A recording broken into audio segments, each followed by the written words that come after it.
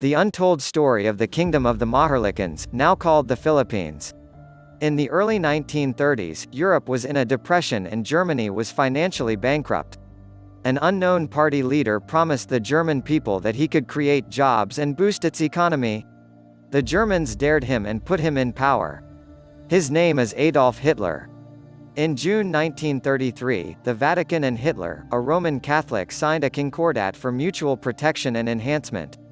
Shortly after that, Hitler was loaded with money. He built a massive army and manufactured weapons for war. Then Hitler took Poland.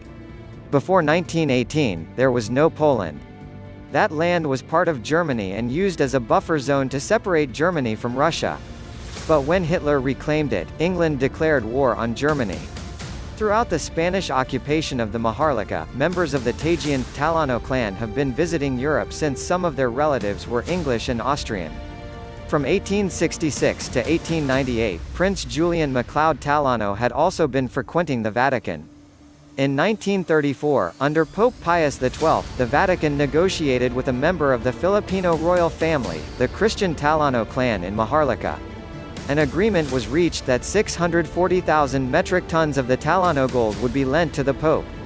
This was part of that gold accumulated by the Southeast Asian Srivijayan Majapahit Empire during its glorious reign of 900 years.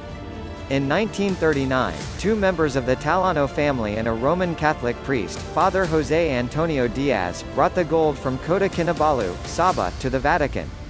After doing this, Father Diaz went back to the Maharlika and resided in Cabanatuan City. After World War II, he facilitated the safe return of the 640,000 metric tons of gold from the Vatican to the Maharlika. Manuel Acuña Roxas, a relative of the Acuña Tagian Talano clan, then a congressman, and Bishop Enrique Sobrepena Sr. in the presence of Adi Lorenzo Tanada, received the gold in Manila. A lease agreement was made between the Talano clan and the Maharlika government. A total of 617,500 metric tons of gold was deposited in the newly installed Central Bank of the Maharlika to comply with its requirement for gold reserve. Under the terms of the contract, the Central Bank became the holder of that gold. That lease agreement will expire in the year 2005. Having gained the trust and confidence of Father Diaz, the Talano clan made him the main negotiator and trustee of their gold. Father Diaz, in turn, hired the services of Adi Ferdinand E. Marcos, then a highly recommended brilliant young lawyer, having attained notoriety when he successfully defended himself in the Nalundasan case in 1939. The Talano clan paid commission to Father Diaz and Adi Marcos in gold, 30% from the principal of 640,000 metric tons. In 1949, the two richest men in the world were Father José Antonio Diaz and Adi Ferdinand E. Marcos. Between the two of them, they legitimately earned and owned 192,000 metric tons of gold. Ferdinand Marcos withdrew their share of the gold from the central bank and minted it RP.CB. Sometime later, Father Diaz and Marcos brought their gold to Switzerland, in the Swiss Bank Corporation in Zurich. The remaining 400,000 metric tons of Talano gold is in the third-floor basement of the Central Bank Minting Plant in East Avenue, Quezon City. There are 950,000 metric tons of gold, declared missing in the International Court of Justice, picked up by Yamashita from its European ally, Hitler.